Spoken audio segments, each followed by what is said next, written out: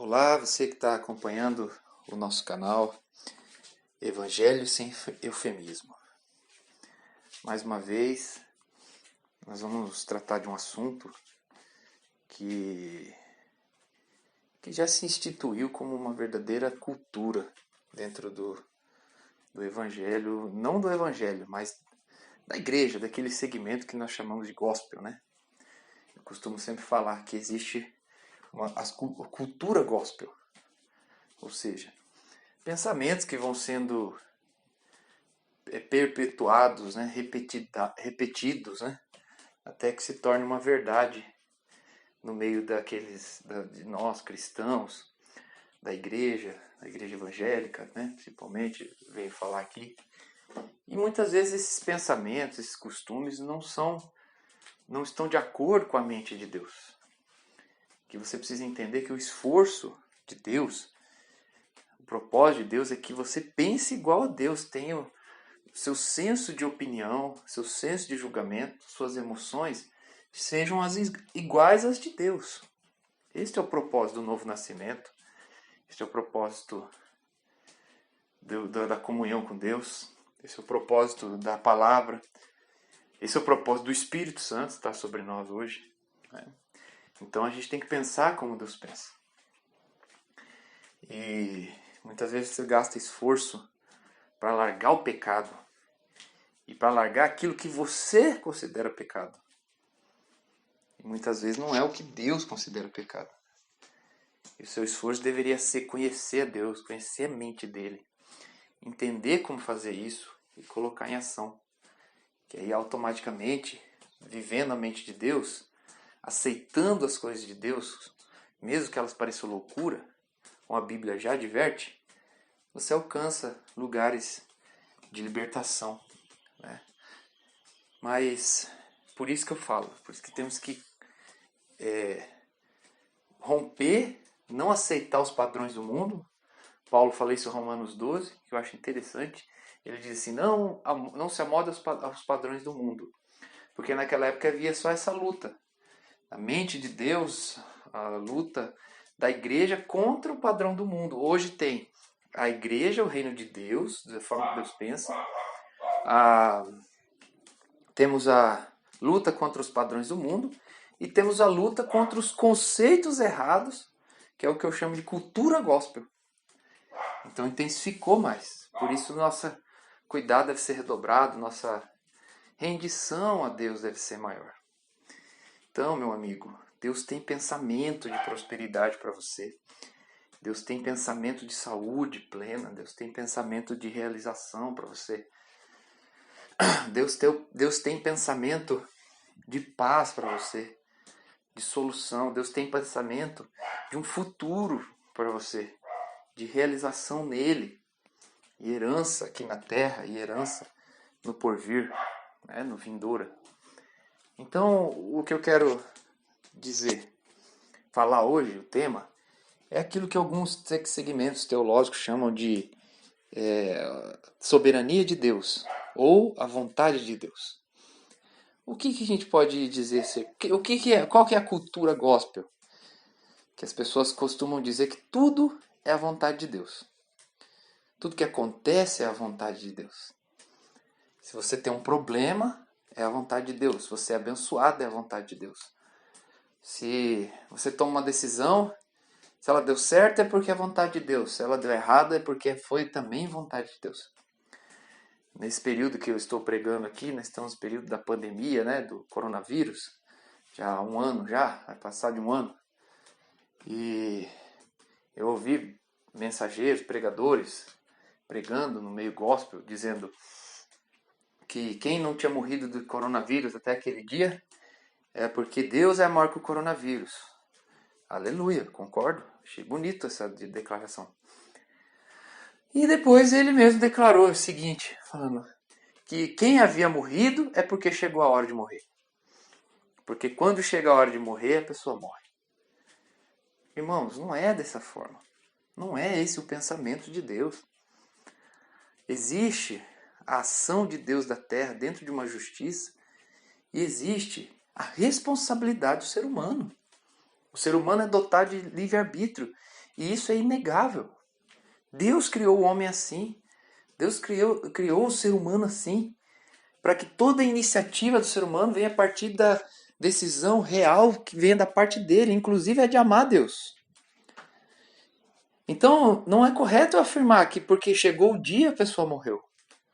Existem outras situações, existem princípios que são deixados de lado, existem situações, falta de conhecimento, falta de práticas, que levam a pessoa a ter problemas na sua vida, até morrer.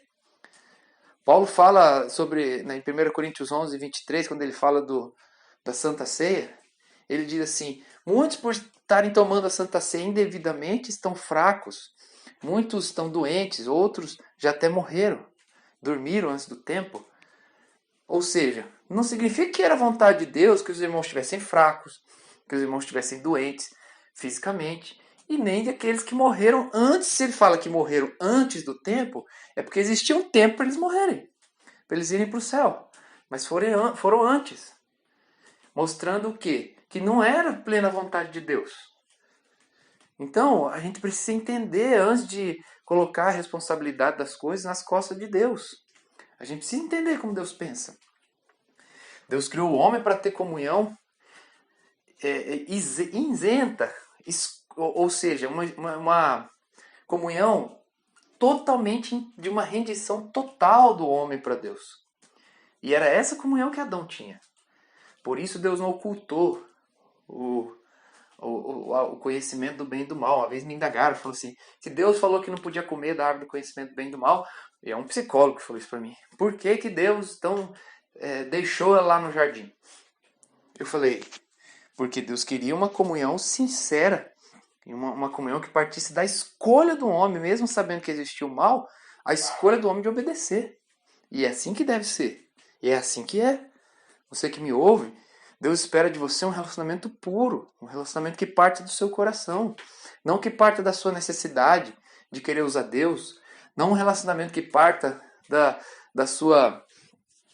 porque só sobrou Deus para você, não um relacionamento que parta do seu egoísmo ou do seu medo, mas um relacionamento que parta do seu âmago, realmente, daquele lugar onde você pode amar alguém, você escolhe amar a Deus. Esse é o desejo de Deus. Por isso todo o poder do Espírito, por isso toda a obra de Jesus, por isso todo o sofrimento de Jesus, toda a ressurreição, o poder da ressurreição, por isso todo o trabalho de Deus em estruturar a igreja, levantar ministérios, para que chegue nesse ponto. Então não podemos afirmar isso. Existe a vontade perfeita de Deus e existe a vontade permissiva de Deus. O pessoal sempre costuma falar um trecho, fala, um provérbio que diz que nenhuma folha cai no chão se não for pela vontade de Deus. Quando fala nessa vontade, está se referindo à vontade permissiva. Deus permite, ele tem todo o poder para intervir, só que por uma justiça que procede dele. Tem um salmo que diz que o trono de Deus está firmado em justiça. Então, por uma justiça, Deus não intervém naquela situação, ainda que ele tenha poder. Agora, existe a vontade perfeita de Deus, aquilo que ele planejou no coração dele, para o desenvolvimento da vida do ser humano, para o desenvolvimento da humanidade, do planeta Terra, né, do reino de Deus, da igreja, do porvir e tudo mais. Deus teve um plano real com o povo de Israel. Deus levantou os patriarcas, depois levantou os patriarcas, levantou o povo, levantou as tribos. Não era vontade de Deus que o povo sofresse escravidão no Egito. Não era vontade de Deus, como no livro de Juízes, que é um livro que você vê um ioiô espiritual do povo de Israel, onde Deus trazia livramento, o povo se esquecia de Deus, 20 anos depois levantava-se um juiz para libertar o povo. Aí o povo ficava bem, era liberto. Aí o povo depois se voltava aos deuses idólatras, né? Aí Deus levantava outro juiz, e assim foi. Todo livro de Juízes é assim. O livro de Juízes chega a dizer que levantou-se uma geração que não conhecia o Senhor. Olha só. Mas tudo isso do livre-arbítrio do ser humano.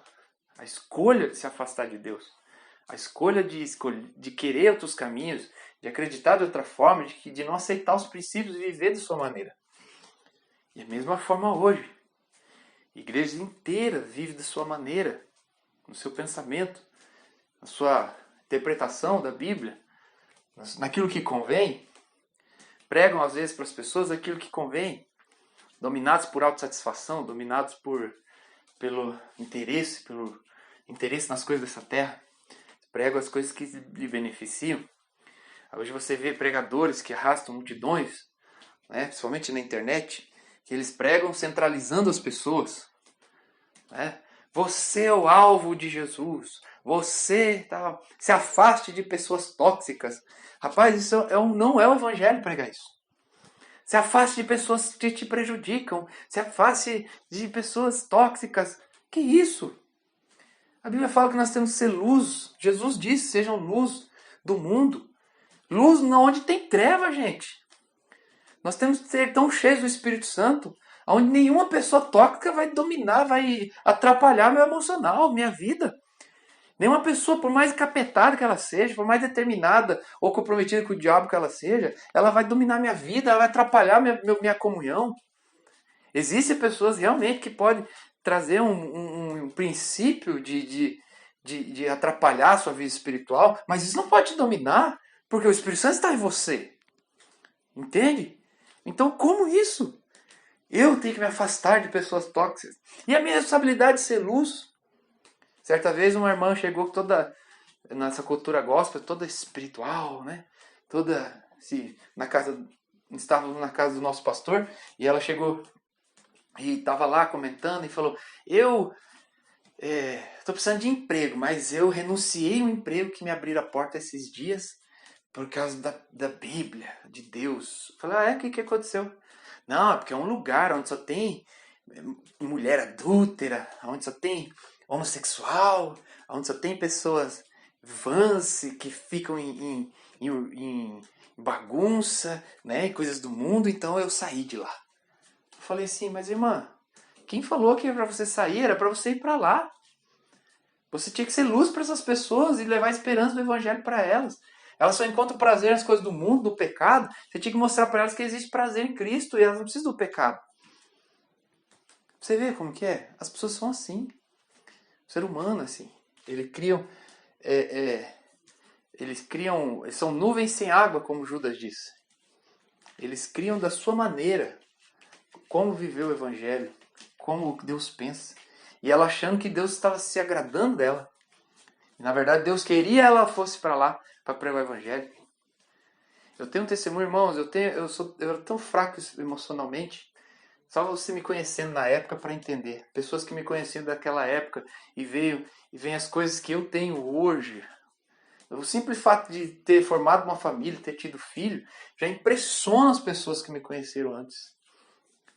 Porque de tamanha insegurança e fraqueza emocional eu tinha. E eu trabalhei no lugar que nessa época eu entrei nesse lugar, eu não era convertido. E durante o período que eu trabalhei lá, eu conhecia Cristo, conhecia as coisas de Deus, conheci sobre oração, conheci sobre ler a Bíblia, sobre buscar o propósito de Deus, e eu praticava isso. Qualquer intervalinho do meu trabalho ali mesmo, eu lia a Bíblia na frente das pessoas mesmo, desde que não atrapalhasse o serviço, né? E eu lia muito em casa, eu orava, aprendi sobre orar em línguas, e orava em línguas. E aquele lugar era um antro, para começar pelos donos do local, que tinham muitos problemas na sua vida. O gerente com problema no casamento, com prostituição, outro com adultério, outros tinham problemas emocionais, né? E cada um nos seus pecados, vamos dizer assim, como todo mundo. E eu naquele lugar eu tive uma transformação naquele lugar, de uma pessoa tão fraca emocionalmente, tão influenciável, eu me tornei um conselheiro naquele lugar. Eu aconselhei até mesmo o gerente do posto no seu casamento. E, gente, eu nunca tinha nem namorado. Como que eu poderia saber alguma coisa sobre casamento? Eu aconselhei um dos donos do posto que era formado em direito e uma pessoa muito inteligente.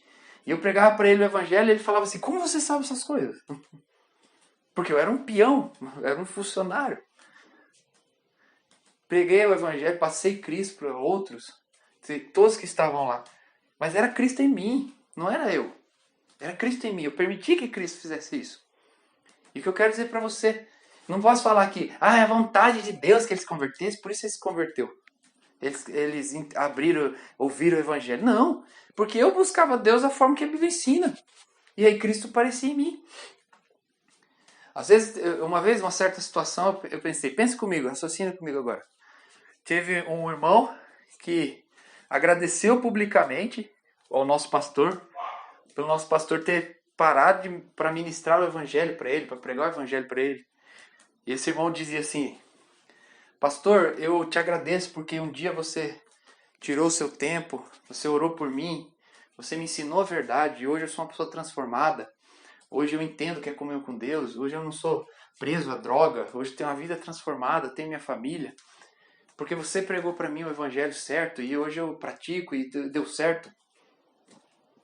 Aí um outro irmão que tinha o seu próprio pensamento, ele falou para esse irmão que tinha honrado ao pastor, falou assim: irmão, se não fosse esse pastor pregar para você, Deus nunca ia te abandonar. Deus ia levantar outra pessoa para te salvar.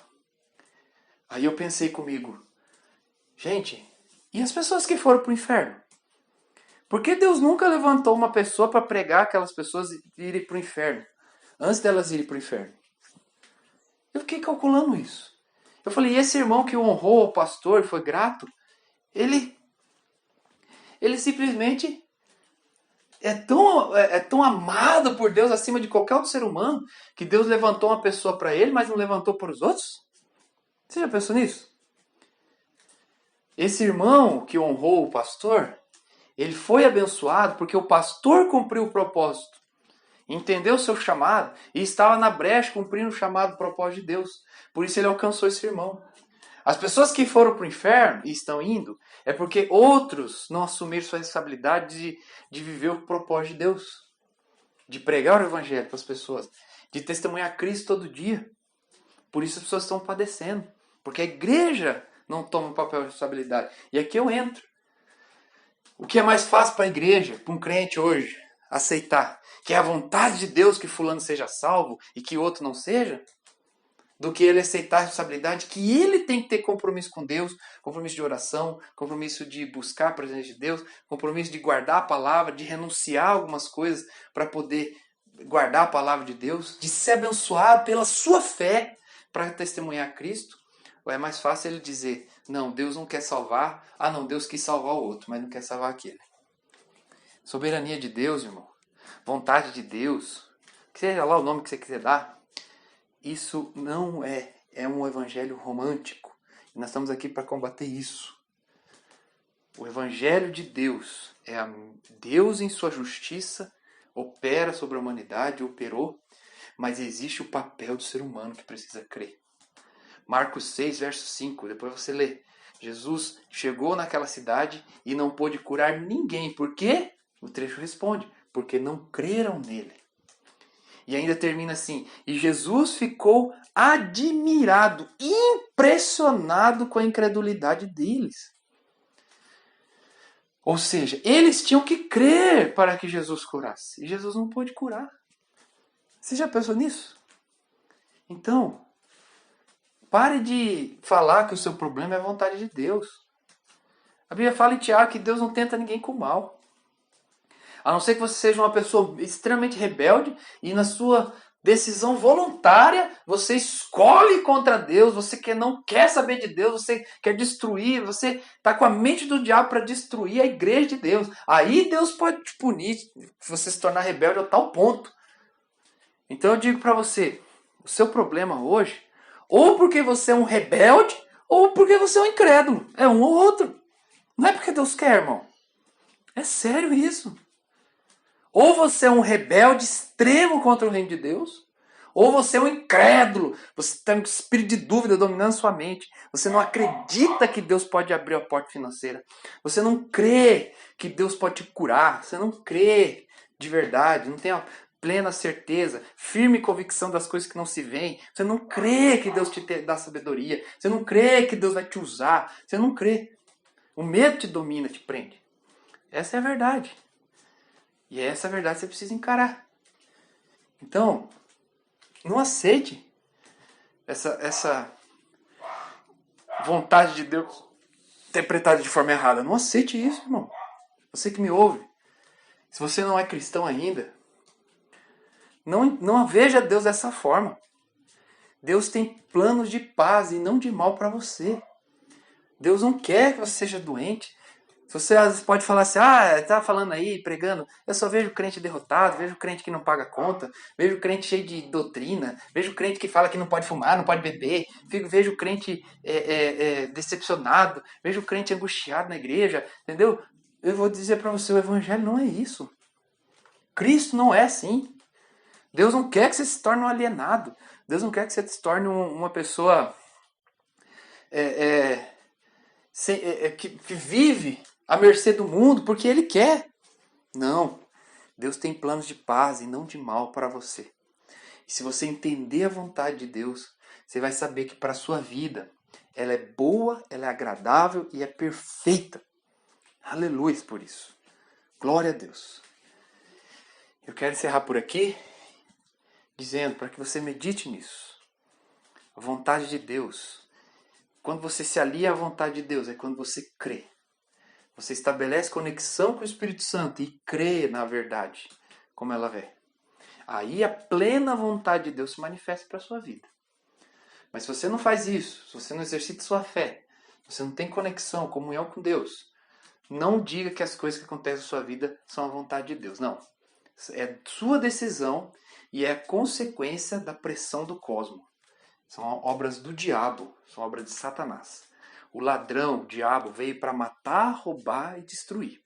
Mas Jesus veio para dar vida e vida com abundância. Creia nisso. Que Deus te abençoe em nome de Jesus Cristo. Chega de cultura gospel. Chega de conhecimento errado. Chega de conceito errado. Que venha à tona a verdade. Eu oro, Deus, assim como Jesus orou, eu oro. Santifica-nos na verdade. A tua palavra é a verdade. Abra os olhos do nosso coração para que nós possamos ver as maravilhas da tua lei. Eu te agradeço, em nome de Jesus.